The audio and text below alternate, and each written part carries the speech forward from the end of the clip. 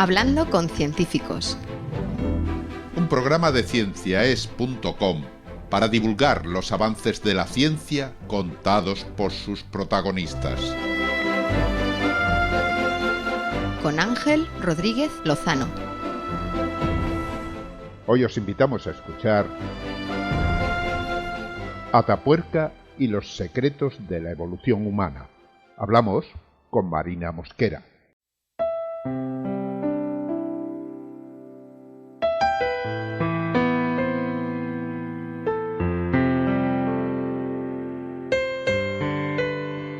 Algunas de las simas y cuevas que el agua fue creando al disolver la piedra caliza en el interior de la Sierra de Atapuerca, en la provincia de Burgos, en el norte de España, se convirtieron con el tiempo en trampas naturales que a lo largo de cientos de miles de años fueron acumulando sedimentos con vestigios de las diferentes especies humanas, herramientas, restos de animales y plantas, así como otros residuos que ahora nos permiten viajar hacia atrás en el tiempo.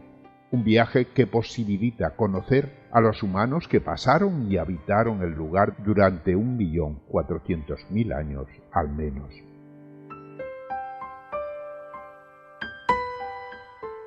Recuperar esa historia oculta en los distintos yacimientos ha sido posible gracias al trabajo continuado y minucioso de una multitud de investigadores e investigadoras que cada año aportan nuevas páginas a ese libro de prehistoria. Una persona que ha vivido desde hace muchos años los avatares y descubrimientos del lugar es Marina Mosquera, investigadora principal del complejo de yacimientos de la Sierra de Atapuerca. Hoy está con nosotros nuevamente para hablarnos de los últimos descubrimientos reflejados en un libro que lleva por título Atapuerca.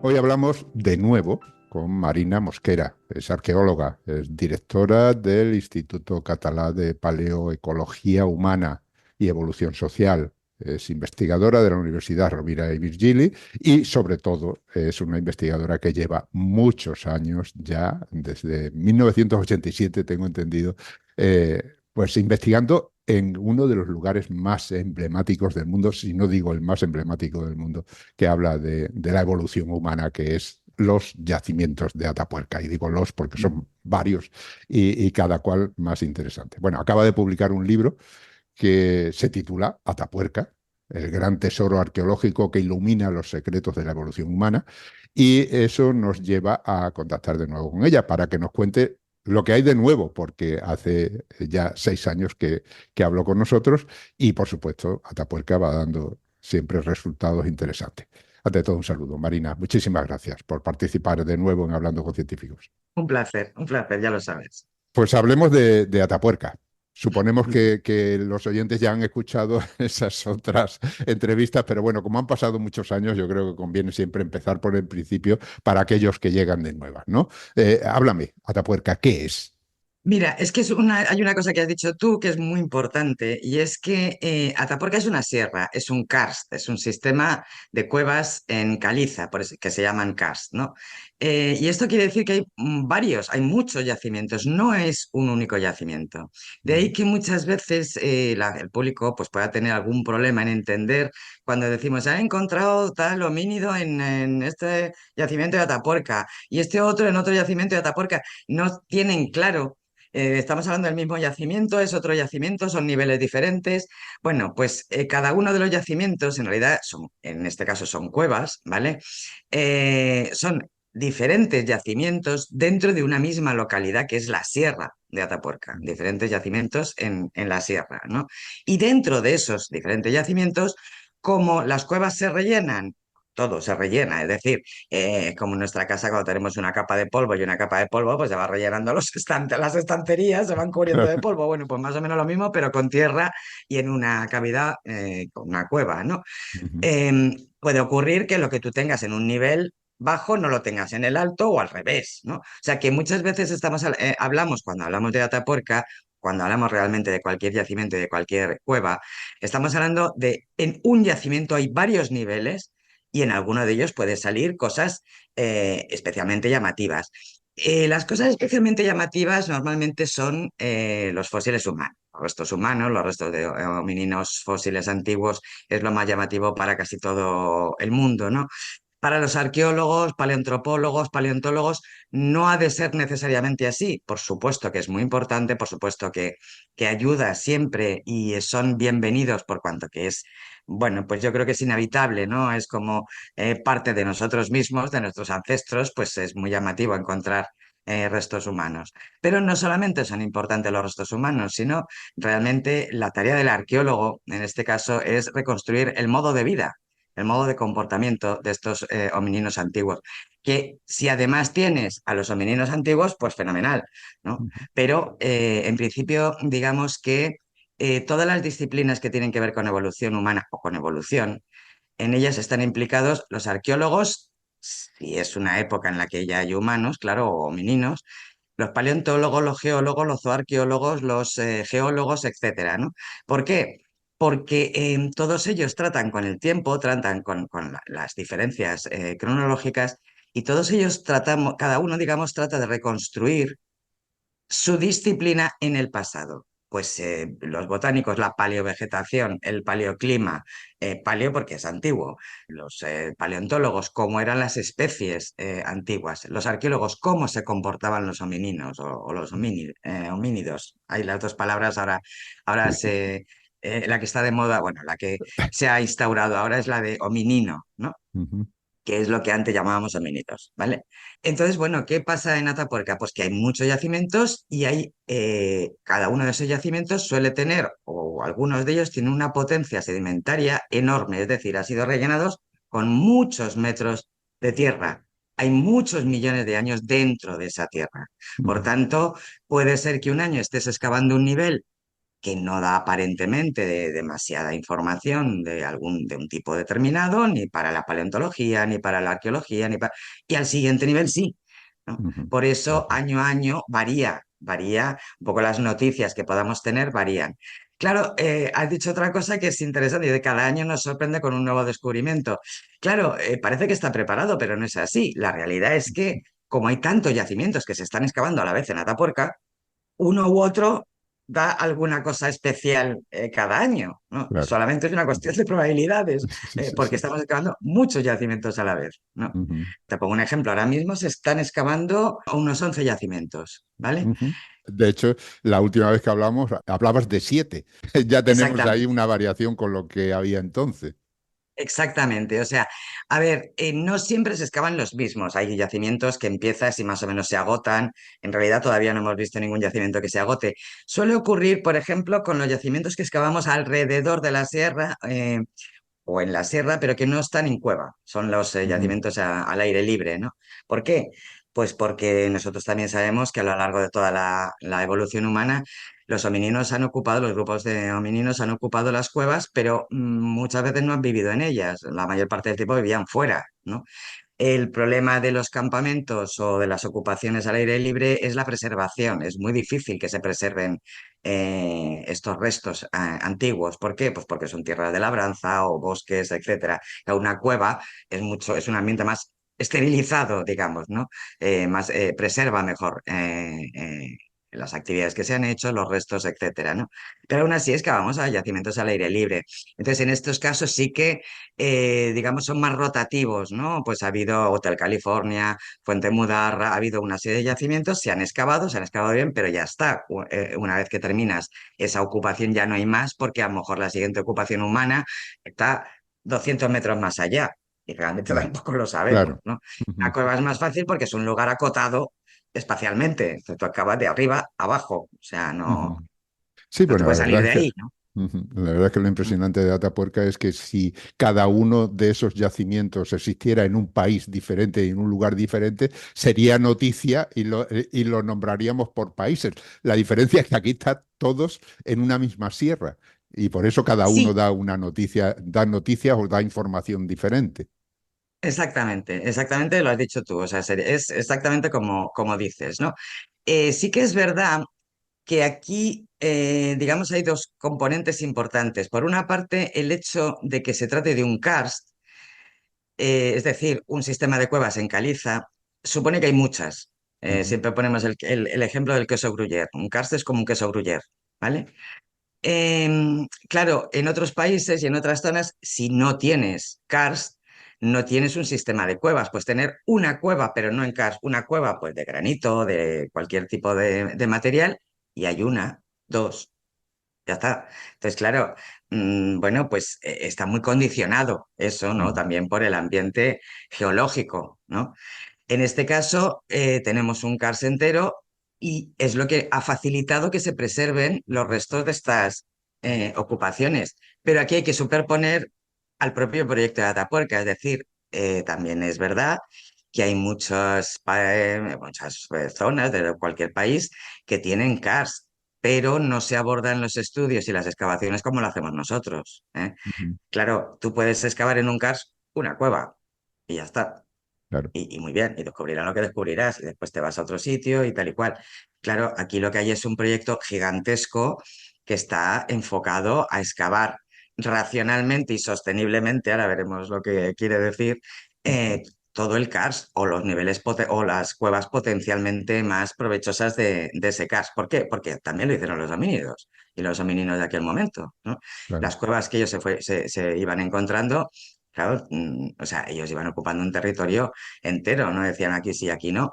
Es decir, Claro, o decían aquí sí, aquí no, pero por alguna razón, ¿entiendes? O claro. sea, que eso es lo que Ujú. nosotros intentamos estudiar un poco, digamos, a nivel integral, todo el conjunto de cuevas, todo un territorio entero en el que se mueven estas poblaciones, no una ocupación de una cueva. Ujú. Ujú. O sea que tenemos ahí entonces una serie de yacimientos. Has mencionado 11, realmente hay unos, digamos, más importantes de cara a lo que se ha ido encontrando que otros y cubren distintas épocas. Hablabas de lo que ocurre en nuestras casas, ¿no? Cuando no limpiamos se va acumulando el polvo y al cabo de un año a lo mejor se acumula hasta medio milímetro de polvo. Pero cuando eso lo O más. multiplicas por 1 millón de años, ahí te salen un Exacto. montón de metros de acumulación, ¿no? Que Exacto. sí, que ahí puede ocurrir que haya personas o haya homininos en este caso, pues en un momento determinado y el siguiente grupo no aparezca hasta 100.000 o 300.000 o 500.000 años después. Y ahí es donde vais encontrando Mm. vosotros, ahí está la dificultad, ¿no? Porque los sedimentos, desde luego, van uno detrás de otro, van Sí, sí, sí. secuencialmente, salvo que llegue Sí, ahí una sí. geada y los arrastre, ¿no?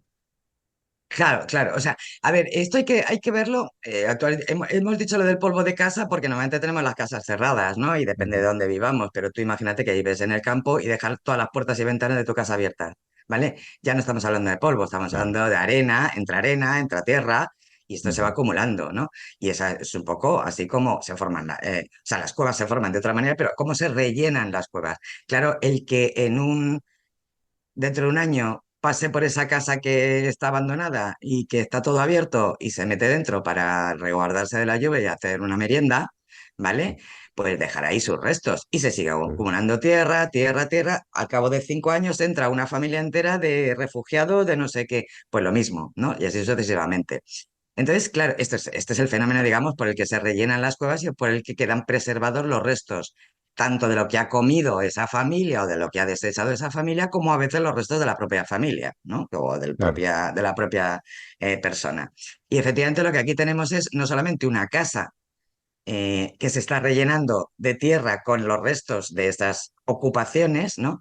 Sino que tenemos muchas casas de diferentes momentos. Ujú. ¿No? Es decir, imagínate que cuando tu casa ya está rellena hasta la mitad, construyen una casa al lado, ¿vale?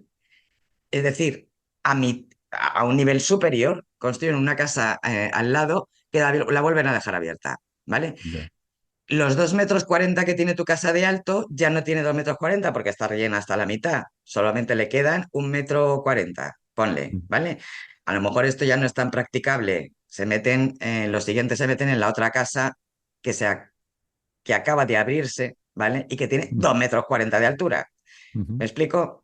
Sí, Entonces, sí, sí. digamos que si tú vas correlacionando los pisos de una casa, de la otra, de la otra, de la otra, de la otra, al final lo que tenemos es 1.400.000 años de historia de ocupaciones humanas. Y has Ujú, dicho una cosa que es muy interesante y, y que en cierto modo no es así, pero es lo que la hace interesante. Dice, bueno, claro, puede ocurrir que en 1.000 años o 2.000 años o 200, 300.000 años no se vuelva a ocupar. No. Es decir, podría ocurrir, pero no es el caso de Atapuerca. Lo que ujú, estamos viendo, precisamente por tener un proyecto en el que se están excavando muchas cuevas a la vez, es un plan integral de excavaciones, ¿vale? Para entender bien el comportamiento territorial de los grupos homininos. Lo que estamos viendo es que no se tarda tanto en volver a ocupar una cueva. ujú. No podemos decir si son 1.000 años o son 200, o son 10.000, porque ahí el tiempo geológico es un poco, nos juega una mala pasada.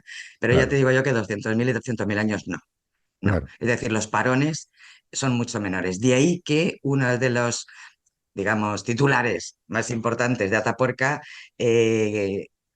es que la sierra, una vez que hay ocupación humana, no se deshabita, no deja de ocuparse a lo largo de 1.400.000 años. Ujú, Y volvemos un poco al detalle, es decir, por supuesto que ha habido momentos en los que no había nadie, por supuesto que sí, pero digamos a escala geológica no pasan 100.000 años en ninguna de las cuevas, ¿eh? ujú. No Ya, pasan. ya.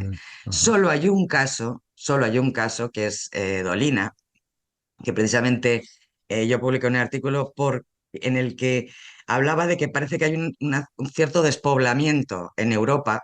O sea, el artículo se llamaba From Atapuerca to Europe. Intentaba hacer una traslación desde Atapuerca hasta hacia Europa, porque sí que se ve que en Europa, en torno a los 700.000 años, por ahí, Ujú, hay un bajón de ocupaciones, es decir, hay más restos arqueológicos de antes y de después, pero no de 700.000, ¿no?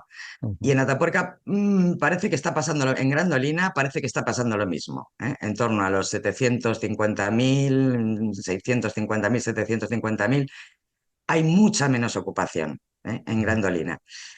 ¿Qué puede estar ocurriendo? Mi interpretación es que hay un bajón poblacional en Europa, ¿vale? No quiere decir que no quedará nadie, quiere decir que hay un bajón Sí, poblacional sí. suficientemente importante como para que los restos arqueológicos, digamos, la media de restos arqueológicos baje, baje, baje tanto hasta casi no estar.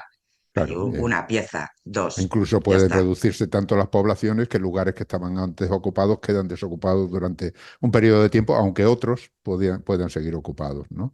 Ajá. Exacto. O sea, bueno, pues claro, tenemos ahí pues una serie de homininos. En la otra entrevista también comentabas el asunto del cambio de nombre de ese de Es que, homininos sí, en lugar de homínidos, que es lo que hemos estado escuchando nosotros siempre, ¿no? Pero bueno, sí, llamémosle como queramos, al final como ahí queramos. están, son antecesores nuestros, aunque no sean directamente nuestros Ujú, tatarabuelos, porque no, ujú, porque al parecer han ido desapareciendo. Pero es ujú. curioso, aparecen ahí, se encuentran en Atapuerca a lo largo de 1.400.000 años, pero Atapuerca está ahí en la provincia de Burgos, en el norte de la península ibérica. Eh, para llegar ahí, si han venido de, como se comenta por algunos casos, desde Oriente, han tenido que pasar por toda Europa. Si no, la otra posibilidad que se comenta también como posible puede ser que hayan cruzado por el estrecho de Gibraltar. ¿Se tiene Mm.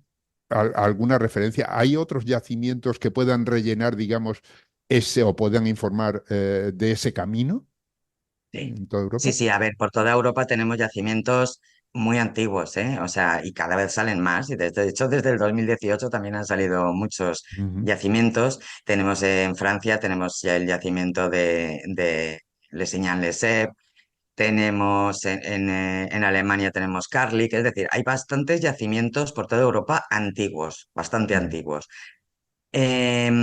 ¿Esto qué quiere decir? Pues quiere decir que lo normal, es decir, cuando no debemos ver la aparición de un grupo humano, de restos humanos, vamos a suponer en 1.300.000 o 400.000 años, como el caso de la cara de la cima del elefante del nivel TE7, ¿no? Que tiene 1.300.000. No debemos verlo como un grupo migrante. Un grupo migrante sale de un sitio y quiere ir a parar a otro, que es a donde llega, o si le dejan, ¿vale? Ujú. Y a dónde llega. No, las poblaciones animales y humanas se mueven, eh, digamos que se van moviendo y van ocupando nuevos territorios a lo largo de la vida de las personas y a lo largo de las generaciones. O sea, Ajá. ellos no salen de una zona de África, entran por Eurasia, por el Cáucaso, digamos, y van o hacia Asia o hacia Europa porque quieren llegar a Burgos. Evidentemente no, Claro, claro. sencillamente Ujú. son movimientos de población que cada vez se van moviendo un poco más, la siguiente generación un poco más, la siguiente generación un poco más y la siguiente generación un poco más, así hasta llegar a donde sea, y en este caso es a Burgos, ¿no? Ya. ¿Cómo sabemos esto? Porque en el resto de Europa también hay yacimientos muy antiguos, ¿vale? No se han encontrado tan antiguos con presencia humana, perdón, con restos humanos, pero los hay antiguos. Por tanto, lo que está demostrando es que es lo que tiene que ser, es decir, un flujo no migratorio, un flujo de pulsión poblacional, ¿vale? Ujú. ¿Por qué? Porque los homininos nos movemos y nos movemos mucho y nos vamos moviendo hacia cualquier parte. De hecho, son grupos de cazadores-recolectores y se van moviendo pues generación a... O sea, por mucho que ellos tengan, digamos, hay que separar lo que es una escala temporal grande de una escala pequeña. Es decir, si nuestra familia es de cazadores-recolectores, lo que tiende es a que durante el año, ¿no? Pues en verano va a esta zona para recuperar pues tales alimentos, ¿no?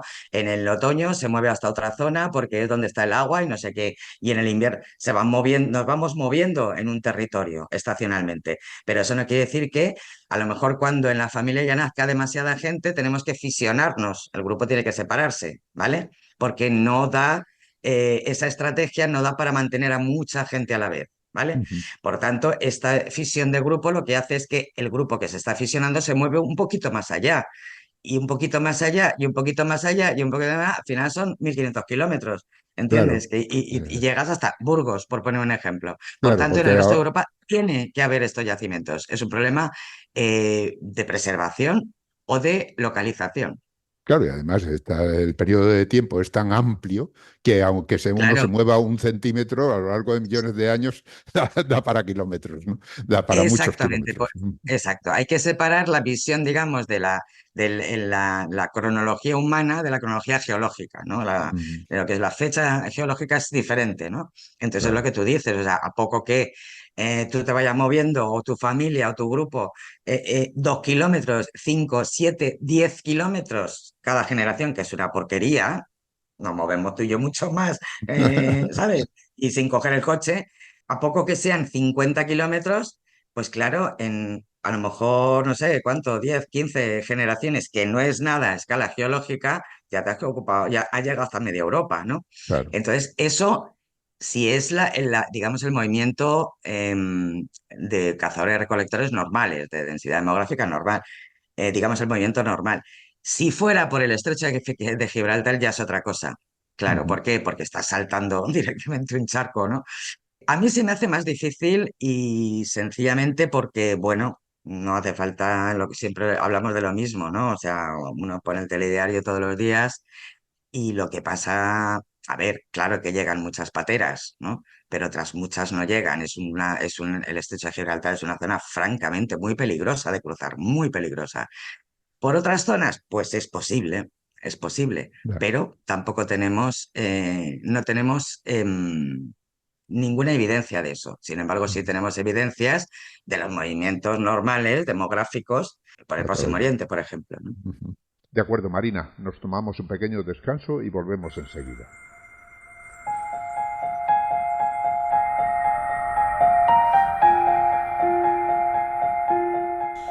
Estáis escuchando Hablando con Científicos, un podcast de cienciaes.com para divulgar la ciencia de la mano de sus protagonistas. En nuestra página web podéis encontrar más de 400 entrevistas con científicos de todas las disciplinas. Os invitamos a escucharlas y compartirlas en redes sociales con vuestros amigos y conocidos. Cienciaes.com ofrece un conjunto de podcasts de acceso libre y gratuito a través de iTunes, Spotify, Google Podcasts, iVoox, TuneIn y muchas más plataformas. Y Radio Ciencia Es.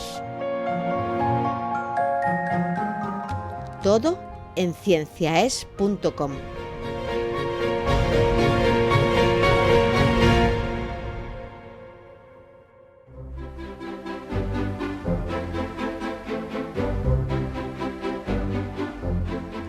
Continuamos hablando con Marina Mosquera. Es investigadora principal en el complejo de yacimientos de la Sierra de Atapuerca y directora del Instituto de Paleontología Humana y Evolución Social de Tarragona. Marina, vamos a centrarnos ahora en ese libro, que como dije al principio lleva por título Atapuerca, el gran tesoro arqueológico que ilumina los secretos de la evolución humana, editado por Pinolia.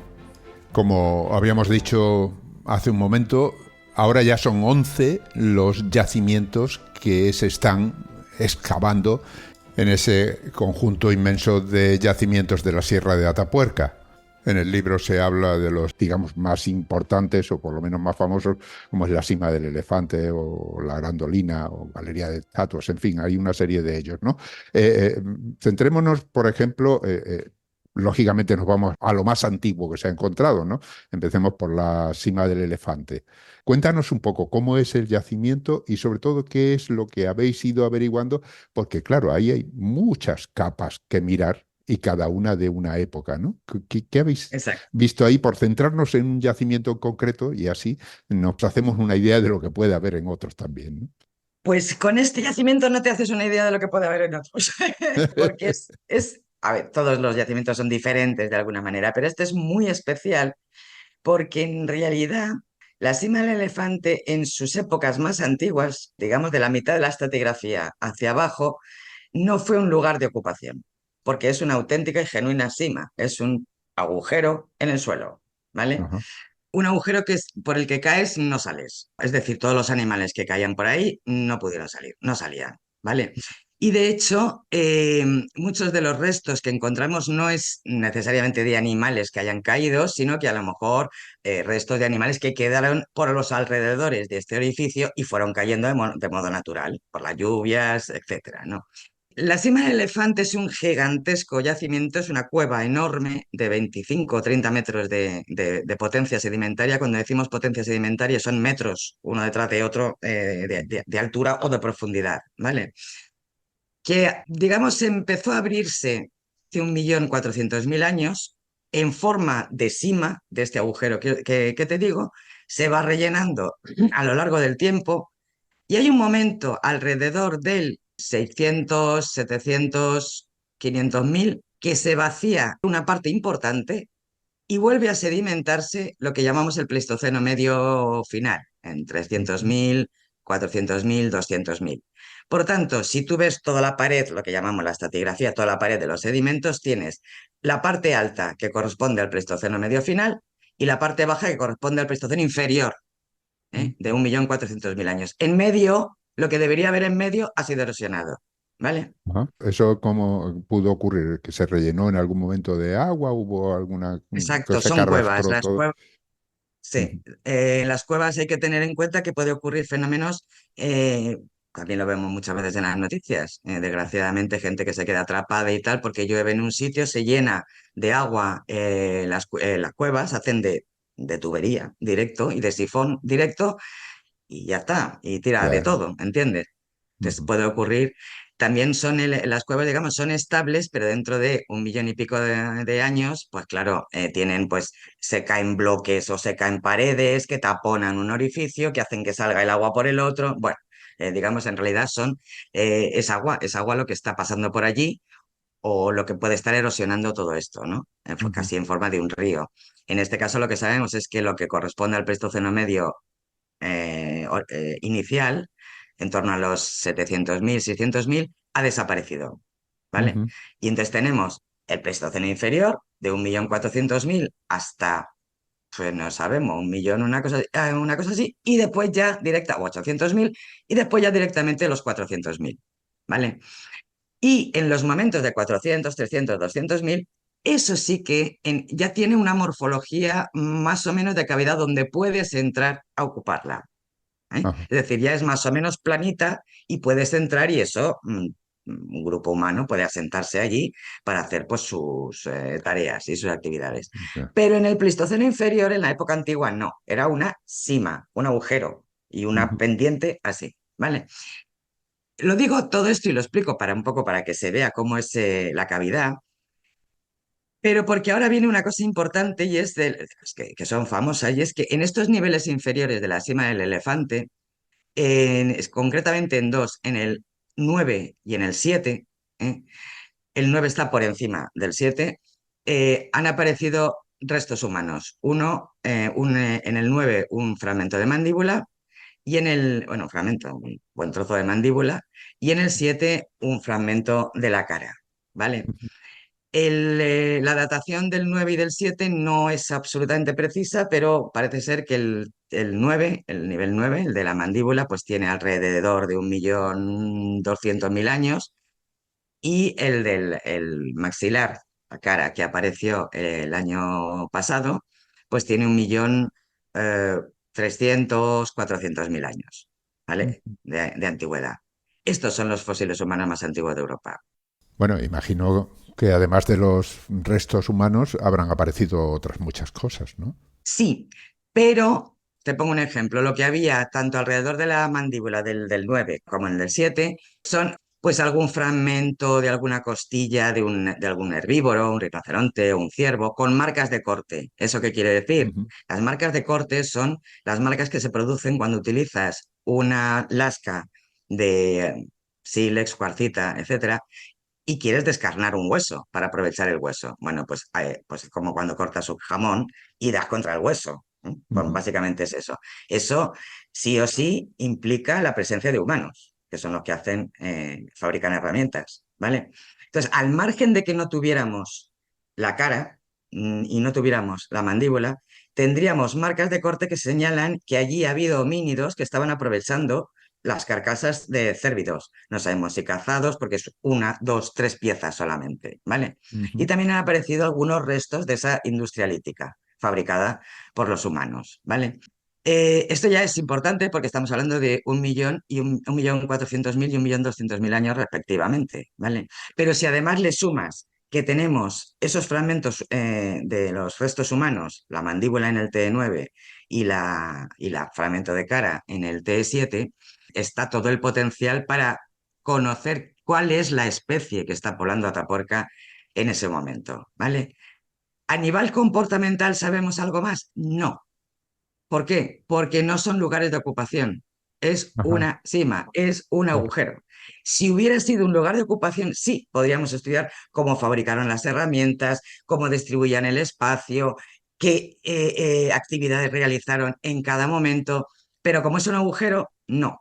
Sencillamente ahí ha ido a parar algo que estaba pasando en el exterior. Algo que había en el exterior y que por alguna razón, una riada, por ejemplo, o algo parecido, pues arrastró los restos hacia el interior de la sima, ¿no? Exacto. ¿Por qué lo creemos? Porque no hay más restos, es decir, debería estar más o menos, no te digo el esqueleto entero, pero sí que debería haber más restos de esos cuerpos y no los hay. Ujú, Por tanto, esto es pues cadáveres que estaban un cadáver que estaba en el exterior y un fragmento del cual, póngase la mandíbula, póngase en la parte facial, cayeron por el agujero, igual que cayeron trozos de ciervos o huesos de ciervo que habían sido aprovechados por los humanos, ¿vale? ujú, En claro. este caso, lo importante no es la ocupación humana, porque no es un lugar de ocupación, sino el humano en sí. Ya, la ¿Vale? existencia. En este Bien. caso sí que es el humano en sí. ¿Por qué?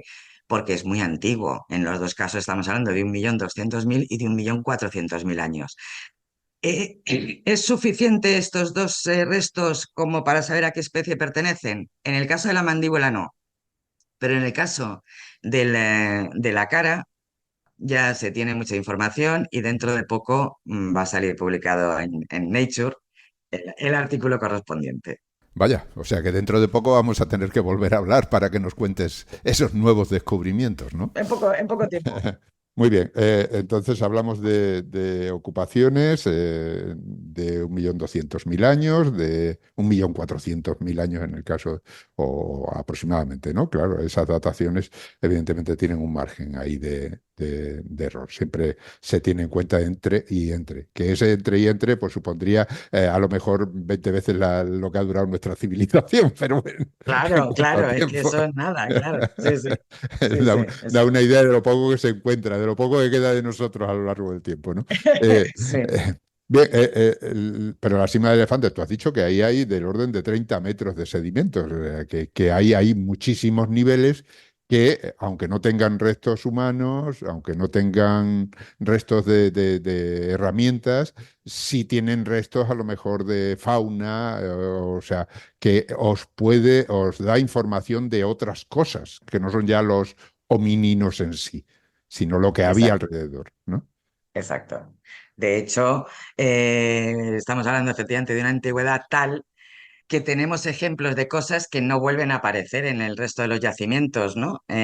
Porque de hecho la parte baja del Elefante por ahora es la más antigua de toda Atapuerca. No tenemos otro yacimiento con esa cronología tan baja, ¿vale? Ujú, O sea, tan antigua, ¿vale?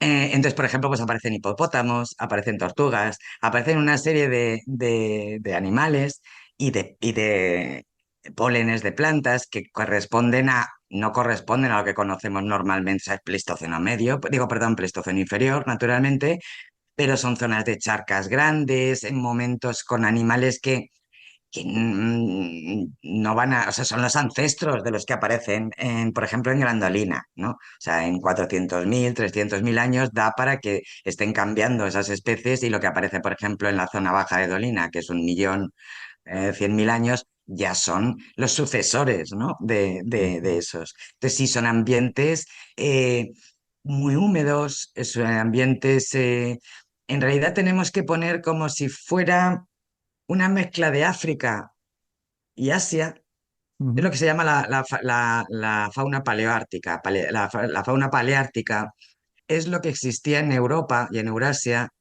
hace hasta el Pleistoceno inferior, ¿eh? Incluido el Pleistoceno inferior y parte del Pleistoceno medio. ¿Qué era? Pues en realidad si ponemos junto lo que hay en África y lo que ahora mismo hay en Asia, más o menos, y Eurasia, pues eso sería la fauna paleártica. Es decir, están mezclando elefantes, ¿eh? con ciervos. Por poner un ujú. ejemplo, ciervos no hay en África, ¿vale? Y elefantes no hay en Eurasia. Ahora, bueno, en Europa, en Asia sí, pero en Europa no. Entonces, si lo mezclas todo, incluyendo los dientes de sable, los tigres, los leones, las hienas, y los hipopótamos y lo mezclas todo, eso es la fauna paleártica, ¿no?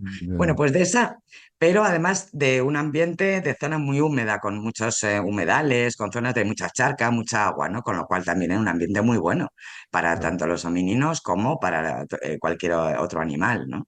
Ujú. De todas formas, hablamos de un periodo de tiempo tan amplio que sabemos que a lo largo de la historia del clima en la Tierra ha habido ahí grandes cambios, ha habido glaciaciones, ha habido periodos interglaciares como el que ahora disfrutamos, o sea, ha habido ahí enormes cambios de clima y por lo tanto eso ha debido afectar a todo lo que se desarrollaba por esa zona, ¿no? Esas cosas las habéis ido también delimitando ahí en esas capas.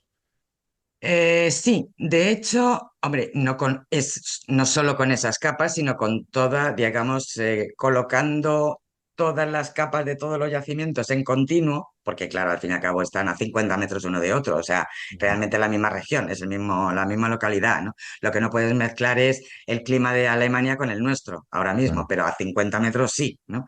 Ujú. Entonces, lo que hemos ido haciendo son estas columnas, digamos, diacrónicas en el tiempo para estudiar el paleoambiente, ¿no?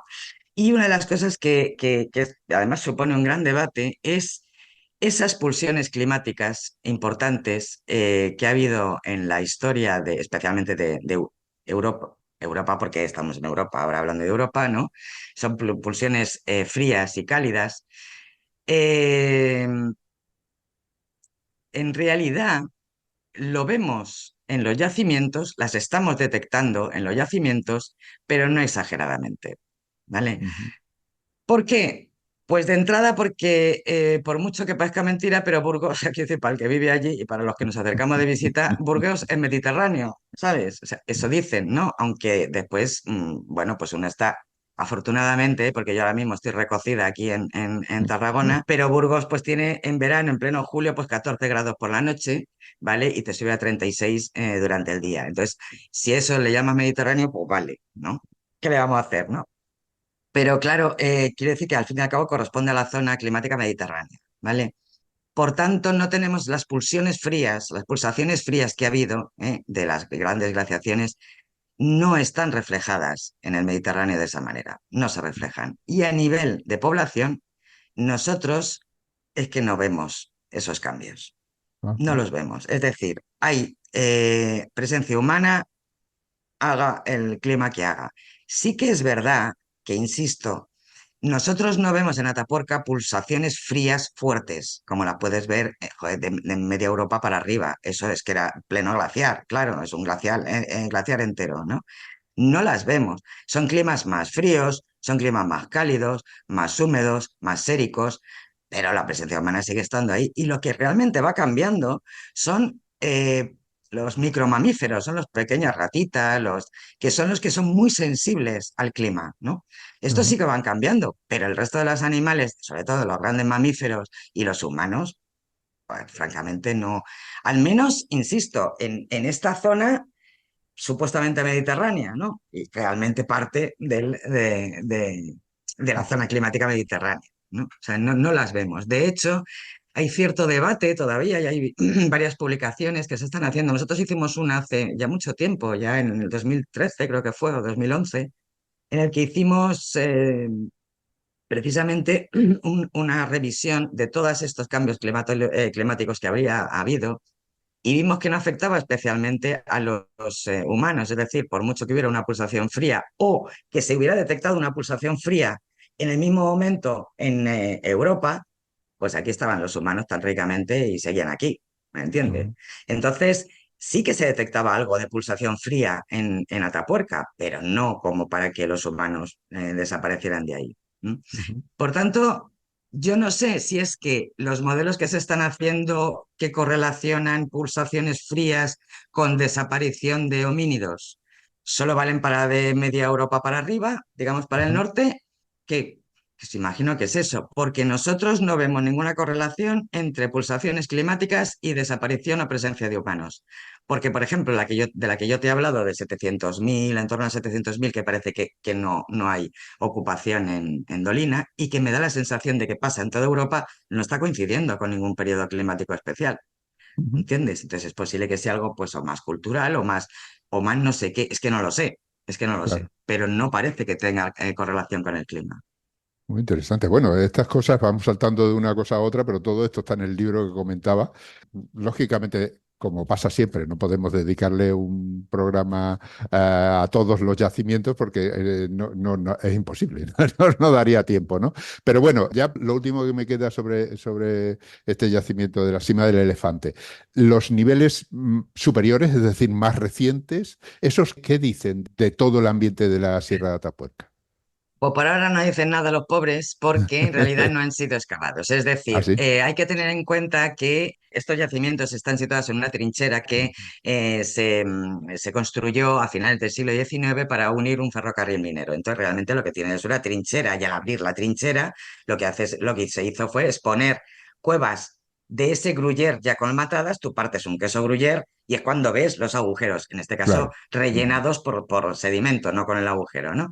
Entonces, claro, en ese Gruyère no se quedó perfectamente liso, digamos, en vertical, sino que había zonas más salientes y tal y cual. Entonces, la parte más alta de la cima del elefante solamente se ha regularizado un poco las secciones para que no caigan y Ujú. para asegurar a los excavadores que están debajo, pero todavía no se ha excavado en extensión, es decir, Ah, solamente un poquitín para dejarlo en vertical, pero ahora, cuando llegue el momento, se extenderá la excavación en extensión. O sea, ahora nos dice poco, nos dice que ha habido ocupación humana y nos dicen que es Pleistoceno medio final, pero poco ujú. más nos dicen esos niveles ahora.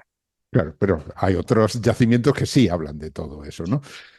Sí, Pero bueno, sí. no saltemos, porque habíamos hablado de la cima del elefante, hablábamos de restos de homininos de 1.200.000, 1.400.000 años. Lógicamente, si vamos acercándonos en el tiempo, el siguiente ya es hablar del Homo antecesor, ¿no? Ahí ya estamos en otra cueva y aunque nos queda poco tiempo, conviene mencionarlo. Ahí también se sigue excavando. O sea, estamos... Hombre, hombre, no, hombre, La no solamente sigue excavando, sino que volvemos a excavar. ¿Por qué? Porque en el año 94, a la que se empezaba a excavar toda la cueva, bueno, no, se excavó desde mucho antes en extensión. Nosotros excavamos en extensión, es decir, para, digamos, ver toda la casa, cómo tienes toda la casa. ¿Eh? Ujú, Porque si hacemos un trocitín solo no sabemos cómo los grupos humanos se organizan, tenemos que ver toda la casa, ¿vale? Pero al excavar en extensión hicimos un pequeño sondeo que es el que fue más rápido porque era más pequeño, ¿vale? ujú. Y fuimos atravesando todos los niveles y ahí en el 94 es cuando se encontró el amante antecesor de TD6. O sea que estamos en el yacimiento de la Grandolina, ¿no? Y ahí es donde se encontraron entonces esos restos del Homo antecesor. Ujú, Exactamente, de la Grandolina. Posteriormente, o sea, la excavación en extensión seguía y seguía bajando y seguía bajando y seguía bajando. claro. Han pasado 30 años desde Ujú, que encontramos el primer Homo antecesor de TD6 y hemos vuelto con la excavación en extensión, hemos llegado allí, ¿vale? ujú, Ahora mismo, ¿qué se nos abre? Se nos abren 40 metros porque hemos dejado la mitad de la excavación paralizada, ¿vale? Hace 3 campañas, no sé, se nos abren 40 metros cuadrados de ocupación del Homo antecesor. ah, Este año ya han empezado a salir algunos restos de Homo antecesor, pero será en el siguiente, en el que yo llamo el Festival del Canibalismo, ¿eh? En el que tendremos el Festival de Canibalismo. Y por fin, espero, podremos averiguar qué narices pasó allí, ujú. porque a mí me tiene francamente muy intrigada que haya tantas personas, entre 11 12 un número mínimo de 12 personas allí muertas y canibalizadas, ¿vale? Me llama mucho la atención a nivel de relaciones grupales, es decir, si nosotros pensamos en que estamos hablando de una época de 850.000 años, es decir, la población humana de Europa pues tenía que ser francamente muy pequeña, ¿vale? Claro. Estamos hablando de una época en la que un adulto adulto muy adulto tiene 20 años o Ujú, 25, ¿vale? Y de 30 a 35 ya es prácticamente senil. Estamos hablando, es decir, tiene que haber muchas generaciones para que persista, ¿no? Y perviva esa población. O sea, yo tengo varias preguntas, ¿no? Pero yo creo que por fin el año que viene podemos empezar a abordar esto, porque ¿cuál es la posibilidad de que dos grupos humanos de hace 850.000 años se encuentren justamente en Atapuerca y en vez de salir un grupo por un lado y el otro por el otro, que es la táctica normal de todos los grupos cazadores-recolectores cuando se encuentran, porque si son relativamente pequeños no se arriesgan a matarse entre ellos y a suspender, digamos, su reproducción y su supervivencia? ¿Cuál es la probabilidad de que se encuentren allí? ujú, Primero, debe ser 0, ¿no? claro. Segundo, ¿cuál es la probabilidad de que se peguen entre ellos? Estamos hablando de grupos humanos muy pequeños, no estamos hablando de tribus ni de bandas, ¿eh? Muy pequeños, posiblemente sean familiares o de familia extendida, 5 o 6 individuos, ¿vale? Cada uno. ¿Cuál es la probabilidad de que decidan pegarse? ¿Y cuál es la probabilidad de que decidan pegarse una y otra vez? Ajá. ¿Vale? Pues eso a mí es lo que me llama muchísimo la atención. Evidentemente, esa zona tiene que tener algo muy valioso para estos homininos, para que decidan, bueno, arriesgarse como al menos una de las poblaciones hizo, o las dos, a morir y a no tener supervivencia. Y digo una o las dos porque en realidad no sabemos si están representadas los dos grupos familiares, o sea, solo uno o los dos Pero, allí. ¿por qué hablas de uno o dos? Dices que no lo sabes, pero lo estás diciendo. Se han Claro, no, hecho no, no, análisis y... no, no, Vale, todavía vale. no se pueden hacer análisis por ahora, ¿no? Ya veremos en un futuro si la técnica lo permite, pero sería ideal saber si realmente de los, imagínate que fueran 11 individuos, los 11 eran de un grupo, o tenemos los cadáveres de las refriegas de entre los dos grupos. Ujú, Están muertos los dos grupos, tenemos a los muertos de los dos grupos, no lo sabemos. ujú. Entonces, yo creo que a ver, a nivel biológico será interesantísimo realmente conocer bien a estos homininos y tal, pero a mí desde el punto de vista arqueológico y comportamental me llama poderosísimamente la atención qué pasó allí para que dos grupos humanos pequeños decidieran de alguna manera, bueno, pegarse y pegarse, que es claro, este es el último recurso de una Claro. población muy pequeña, porque Pegarse claro, es que y te hacen. comerse. Y además comerse Bueno, los... el comerse ya puede ser que, bueno, que mira, ya de paso, ¿sabes? Me alimento. Porque realmente, bueno, efectivamente, lo primero que pensamos en su momento, en el 94, yo recuerdo excavando TD6 precisamente, lo primero que pensamos es que debía ser una época de hambruna o alguna cosa así, ¿no? Y que, bueno, pues tuvieron que comerse unos a otros, según iban muriendo, pues oye, ibas aprovechando, ¿no? Pero había varias cosas que aquello no coincidía. Primero, había mucho individuo pequeño y adultos jóvenes, ¿vale? A los adultos jóvenes, francamente, son los que más resisten. No es lo normal que se mueran los primeros. En segundo lugar, aquello, el propio nivel estaba lleno de restos de bisontes, de ciervos, de caballos. Es decir, no es una época de hambruna, porque se estaban comiendo también los caballos, los ciervos y los estaban cazando. Por tanto, creemos que es un conflicto intergrupal eh, ocasionado por...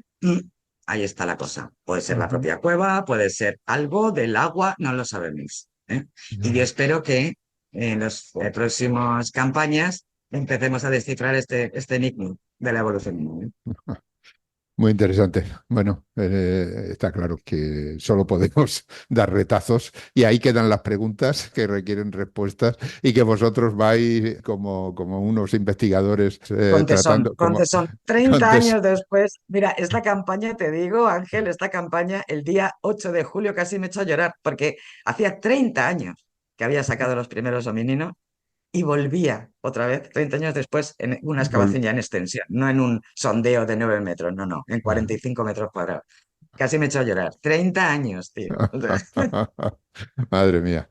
Bueno, lo que decía, se nos acaba el tiempo y es una pena, pero bueno, como tenemos por delante muchos años de excavación, seguiremos haciendo programas de esto y espero contar contigo. por Este supuesto. libro en concreto, no solo hablas tú, digamos que es un compendio de artículos o de exposiciones que hablan de los distintos yacimientos, que hablan de otros aspectos que hemos comentado y también de cómo se mide el tiempo en los yacimientos. Es decir, es un libro muy interesante porque nos presenta el montón de aspectos distintos y distintas investigaciones que se pueden hacer en cualquier lugar de estos, pero ya en la Sierra de Atapuerca ya se multiplica por el número de yacimientos, ¿no?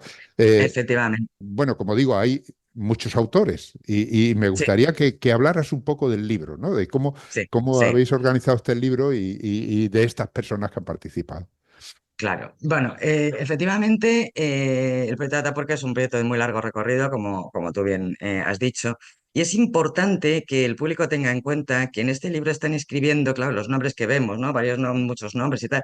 Es todos los que escriben en este libro son los coordinadores de campo, es decir, los verdaderos directores de cada uno de los yacimientos o de cada una de las disciplinas que están en juego aquí. Y como tú muy bien has dicho, es un proyecto tan enorme que todas las disciplinas tienen cabida.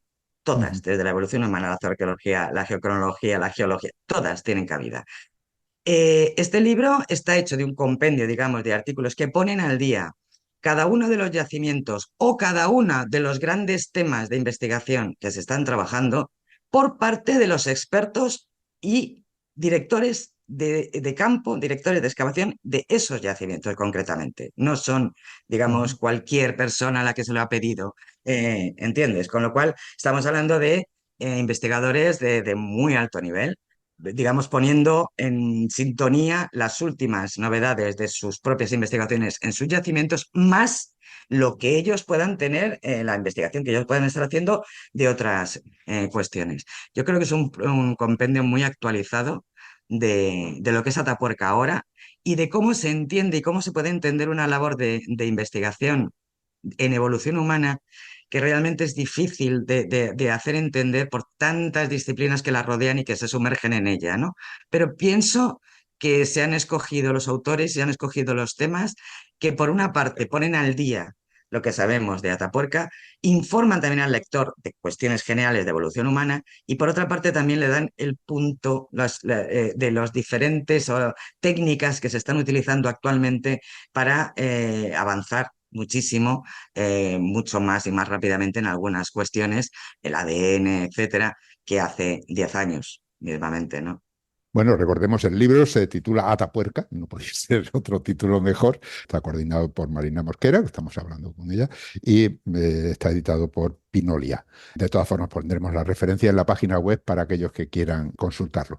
Ya nos vamos a despedir y siempre me gusta, antes de llegar a la despedida, que habléis de vosotros, ¿no?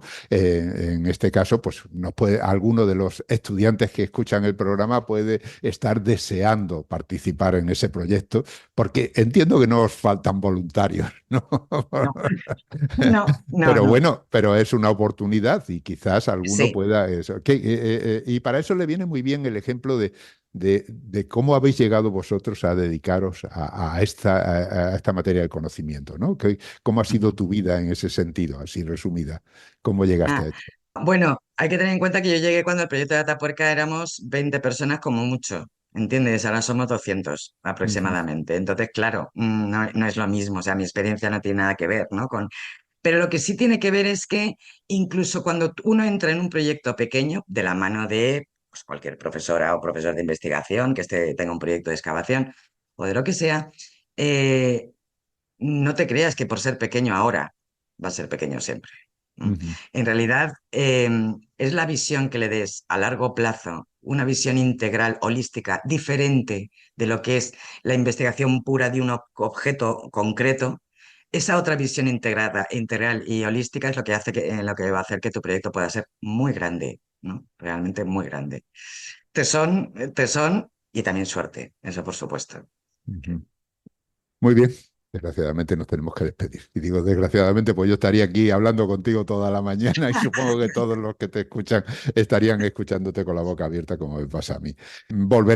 Volveremos a hablar. Esperemos que no pasen tantos años y que No, podamos comentar esos aspectos que has dejado ahí entrever a lo ahí, largo de la ahí no se conversación. deja. Estaremos Ahí, pendientes de todo lo que salga, ¿no? perfecto, aquí estaré. Bueno, pues aquí nos despedimos. Hemos hablado con Marina Mosquera, dicho que es arqueóloga, directora del Instituto Català de Paleoecología Humana y Evolución Social, e investigadora también de la Universidad Rovira i Virgili. Y lo más importante, investigadora principal del proyecto de investigación de Atapuerca. Ahí es nada. Muchísimas gracias, Marina. A ti, Ángel, muchas gracias.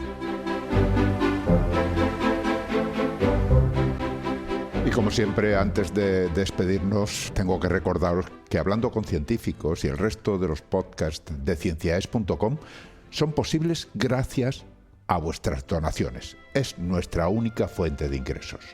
Así que, si escuchas nuestros programas, si te gustan y todavía no te has unido al grupo de mecenas, ánimo, únete. Visita cienciaes.com, pulsa el botón de donar y elige cualquiera de las opciones que ahí se ofrecen. Gracias por escucharnos y por compartir con nosotros la ilusión por la ciencia.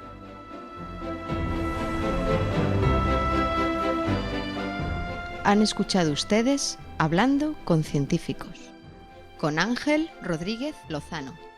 Cienciaes.com. Ciencia para escuchar.